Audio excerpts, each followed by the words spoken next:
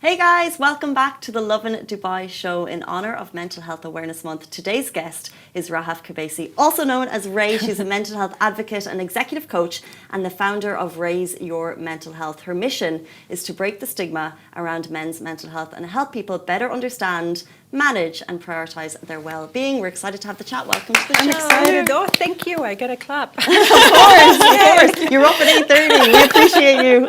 Thank you so much for being Thank here. you, Masa. When you introduce yourself Yeah. as Rahaf, you say that many people call you Ray. Yes. Why so? Why do you have that nickname? It came from Raise Your Mental Health, the brand, but also because for too many, I'm like the rays of sunshine. So, so cute. because of the personality and probably the positivity that I bring, that's what I heard. Oh, that's so cute. That's really lovely. Sunshine and happiness.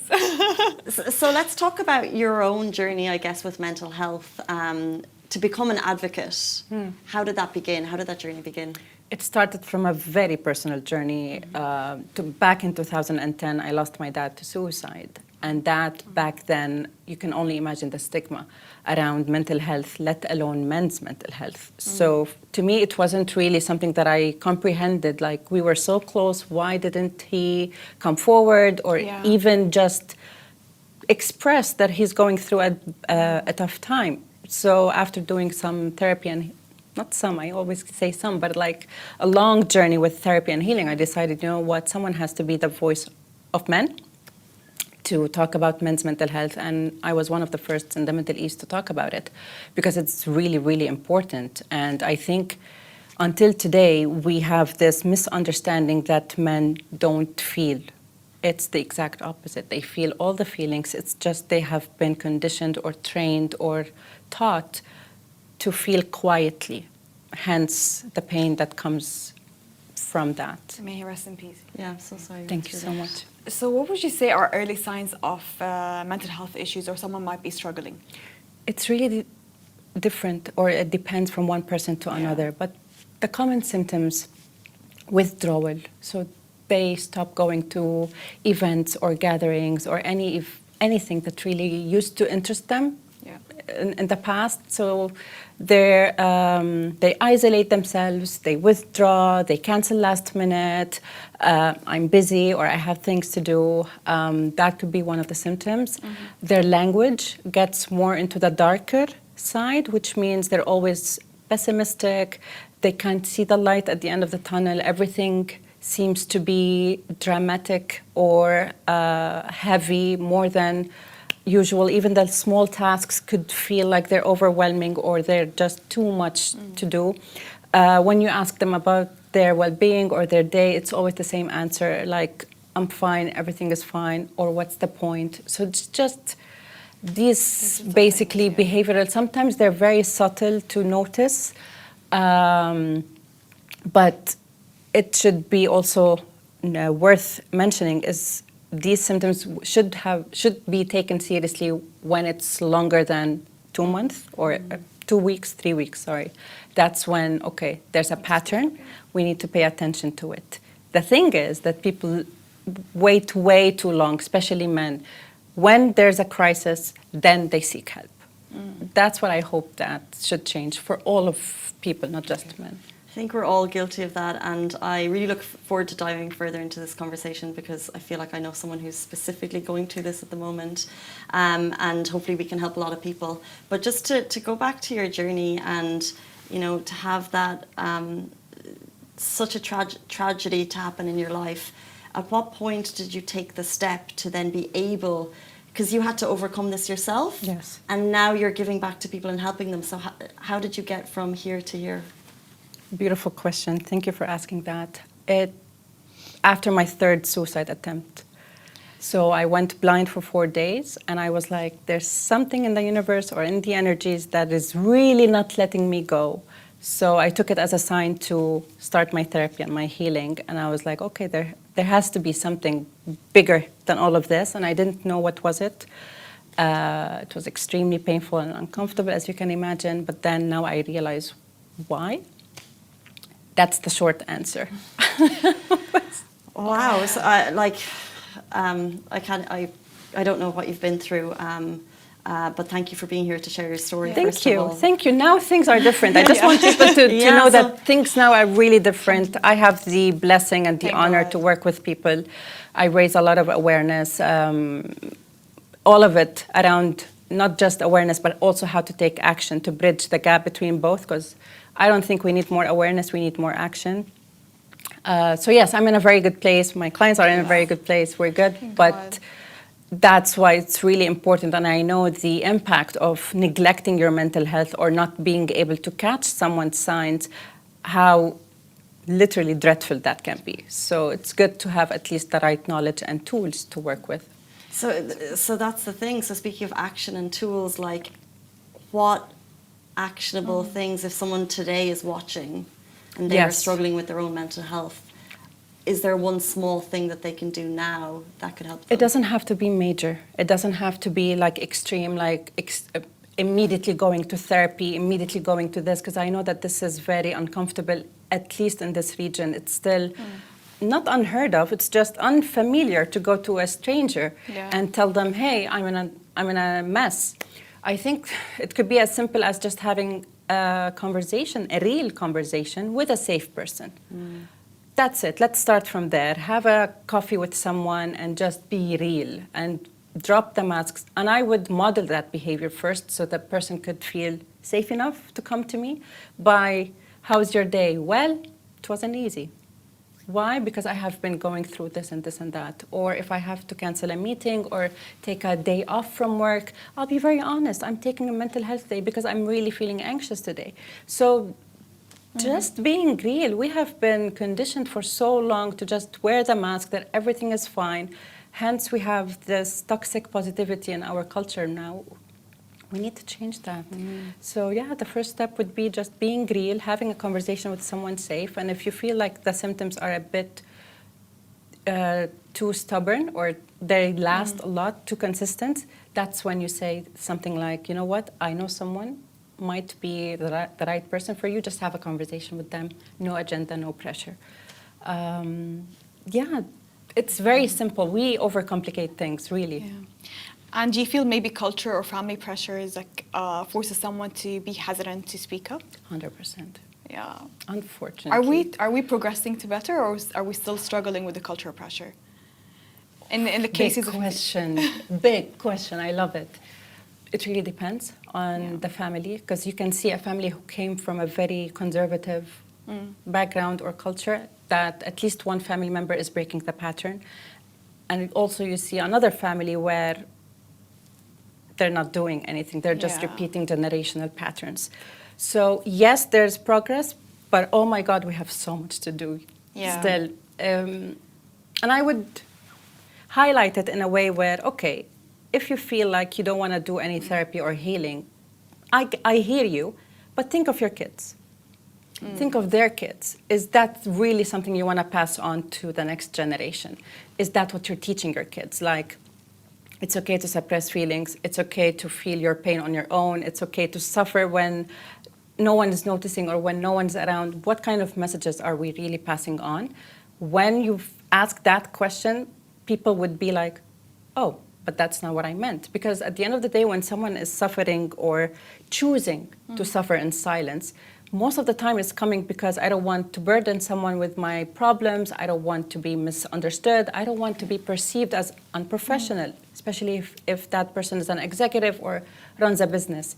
Let's drop all of that. We're all human beings and go back to the basics. Interesting one. Why? No, go ahead. Go ahead. We have so many questions. Well, you mentioned about first steps and people being unwilling to kind of let the mask fall. So why do you think, and we're talking about men specifically, why do you think it's so hard for men to take that first step? Because of us, and people really don't like it when I say that, because of us, and by us I mean the family, the company, the culture, the society, all of it, because we have taught men from a very young age that go take care of your sister. You're the man of the house. Don't cry. Shh. Stay silent. And with time, of course, this boy is going to grow up into a man, an adult man who has now anger issues, who can't trust people when they say, I care about you, because what do you mean? So we learn all these, or men learn all these defense mechanisms, coping strategies, but they're really unhealthy, which is why you find it very common for men to be emotionally trapped. They don't know how to express emotions. They don't know how to express their needs. They don't know because we never taught them. We just taught them that you have to be the man of the house by providing and protecting.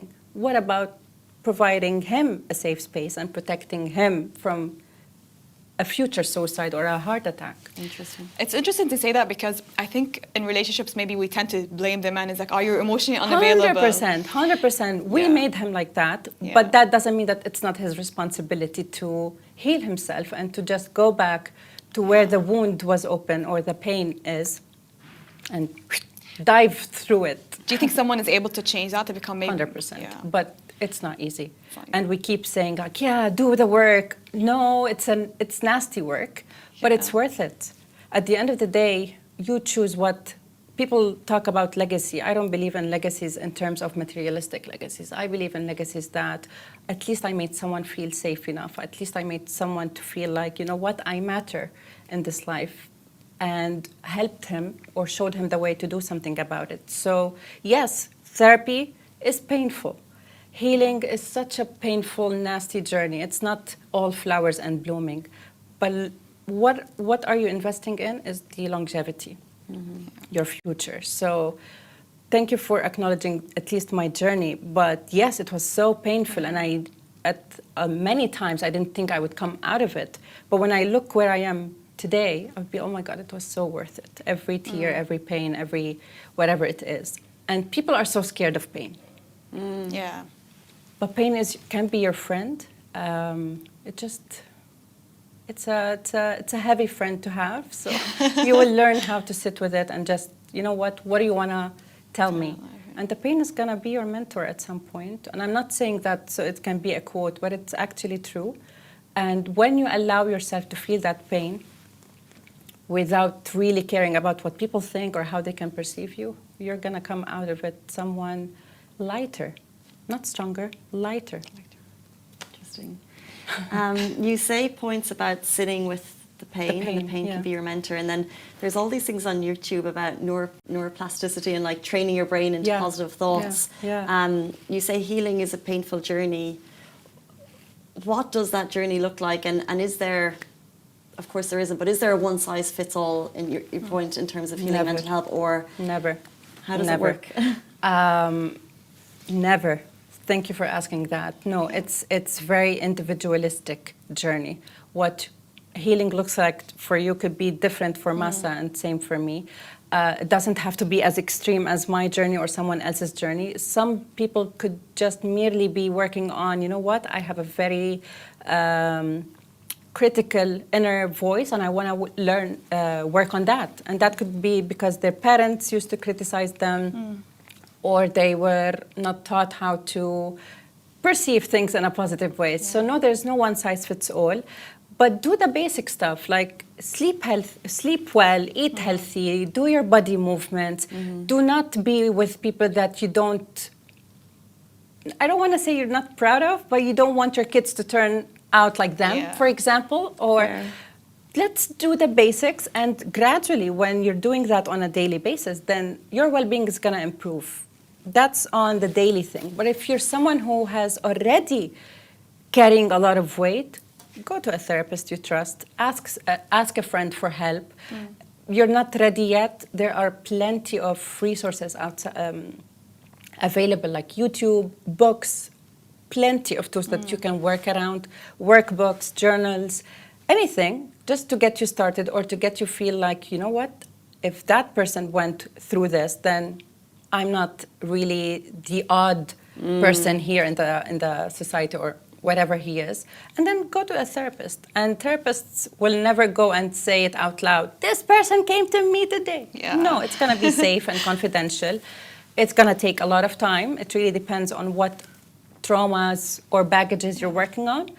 But you will see the progress by the way you respond differently, from going from an angry person to someone who's very calm and composed, for example, from someone who's feeling anxious from the minute you wake up to someone who, I don't feel anxiety in my body anymore. These differences in the way you show up and the way you respond and the way you behave, these will be your signs that, oh, therapy is working. So, do you feel like that maybe some mental health issues might manifest into habits or addiction? For example, shopping addiction, like 100%. shopping addiction, maybe like intense workouts. A lot of people might get into that, like become very intense in the gym. How do you notice that sign? Is it just a normal addiction, or is it because it's something has to do with mental health? Well, no addiction is healthy. Yeah. but this is very important. So this is what we call escapism. When people escape to platforms or outlets to release that stress or depression or anything that has been on their chest, and they just go, what's wrong? I'm just working out. But when you look at their workout schedule, what do you mean? It's like you're killing yourself in that workout. So which part of yourself do you hate so much that you're taking through all that suffering? It's a very deep topic, and I could go as deep as you want me to, but this is escaping. I don't want to feel my feelings. I don't want to feel my pain. There's something yucky going on inside my mind or my heart. Let's go and do something else. It could be partying. It could be emotional eating. It could be working out extensively. It could be anything to numb that voice that is telling you I'm in pain. No, you're not. We're fine. We're okay. Some people become workaholics, high achievers. Let me show the world how successful I am, so no one gets to ask me about my some grief, for example, or whatever that is. So yes, people get to cope differently. Most of the time, unfortunately, it's an unhealthy way to cope. It's an investment. It's a choice. You can share all the tools, all the education that people need to do something about their mental health, but unless they choose to change or to heal, nothing's going to happen. Well, on a very basic level, if we see someone who, you mentioned earlier the signs that someone's going through, or if we see someone who's using escapism as a tool to avoid what they're really going through, how would you suggest a friend or you approach a friend or a loved one if they're going through something? Depends on how open-minded your friend is. If they're open for feedback, you can be very blunt. Listen, I'm really worried about you. Or you can highlight or call out a pattern of behavior that they have been doing, from someone who's outgoing to someone who's isolated, and then offer help. Like, I know someone who has helped X or has helped me personally, whatever it is. If that friend is not really open for feedback, you can just gift them something that could open their eyes or minds to something. It could be a book, it could be a podcast episode. You know what, let's watch this, and then, raise the volume on things they have to hear. Subtle hints. Subtle hints. I'm someone who would really be empathetic in my approach. It really depends on the person, but always be there. If those two ways didn't work, it's not on you. The third way that I would recommend is just subtle support, which is, hey, I'm just going to keep checking in. You don't need to reply, but I'm here. Just for them to start, for their brain to start comprehending that, okay, I have someone that I can go to. It's just that I'm so scared at the moment. You can only do much, but it really also depends on the severity of the issue. Sometimes it's a severe depression, and that, no, we need an intervention. If it's just a day-to-day thing and piled up issues that they haven't worked on, a book, a podcast, a conversation, we go back to a real conversation by just saying, you know what, I remember myself when I look at you because I went through something like this. Am I right? Am I accurate? Did I miss something? Just a real conversation. That's what I go back to, because we have been rehearsing our way in life. Let's drop the act. So if you look online and you see a lot of people trying to give mental health tips, it might be a professional or a non-professional, but there's only this one common advice that people say, like, cut out everything that's negative in your life, whether it's people or whether it's habit. Is this really healthy to do? Because a lot of people might end up lonely or alone. I'm loving your questions. I am with the concept of decluttering, for sure. But I wouldn't go as extreme as all the negative stuff, because also you don't want to go to avoidance. No, I can handle negative situations, or I can set a boundary with a negative person. If I have to work with that person, I can't cut them off. Yeah. So no, learn the tools, the skills, everything that will help you handle something negative. And then you decide, okay, what do I need in my life? What I don't need. So for example, from my personal experience, I don't listen to songs anymore that has negative lyrics, because I don't want my brain to keep listening to repeatedly lyrics that suggest a lonely feeling or a breakup. Why do I feel sad today? Well, look at the song you have been listening to. You know, that could be a simple way of doing it. Do like an inventory on your social media accounts. Who are you following? Who are you watching repeatedly? What kind of content are you consuming? Is it good for your brain? Is it not? I don't watch news anymore. These things, yes, I would really recommend. But if you work with someone who happens to be on the negative side of it, it's your choice how much you want to engage with that person. Yes, set some boundaries, but don't cut off anything that is on your negative radar, because then you'll be avoiding your triggers, you'll be avoiding things.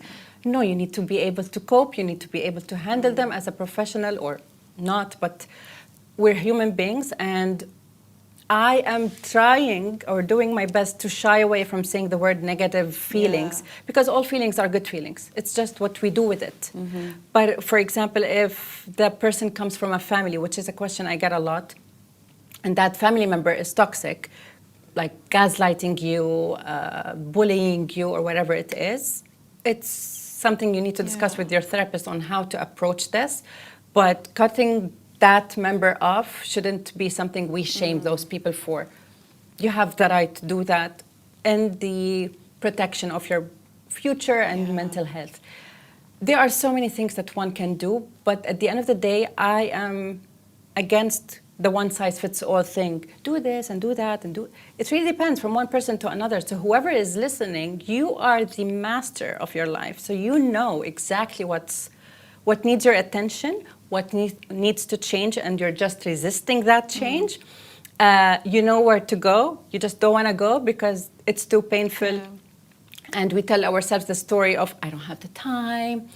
Really, I have other priorities right now. But what is the story you're telling yourself? I'm not a priority. We've quickly run out of time, unfortunately, but before it you happens leave to me us, a lot. I apologize. It's an interesting conversation. So I really love the conversation. Before you leave us, you've written a book, Raise Your Mental Health. Can you tell us about it? So the book is called Raw, Rising Above Wounds, and it should be published very, very, very soon. And it started off as a memoir, but then I changed my mind, and I now just shared like a sneak peek of the journey and the story, but it's all mental health tools for people to start working on and taking it as the first step towards healing. Amazing. So, yeah. Congratulations. Thank you. I was supposed to get you some copies, but it's still in the printing process. I was thinking, I was like, where's the book? You'll receive your copies very soon. So tell us, where will it be out? Where can people buy it when it comes out? And if people want to reach you directly, how can they do so? You can reach me at Raise Your Mental Health on Instagram, Rahaf Kobeissi on LinkedIn, and the book will be on Amazon and hopefully in a few bookstores in Dubai. We're still finalizing that. Yes. Thank you so much for having me. Thank you so much. And thank you for being a voice and being an advocate for men's mental health. Thank you. I appreciate it. Thank you, Massa. Thank you, Casey. And that brings us to the end of the Love in Dubai show. We're back here with you tomorrow morning, same time, same place. Have a beautiful day. Bye-bye.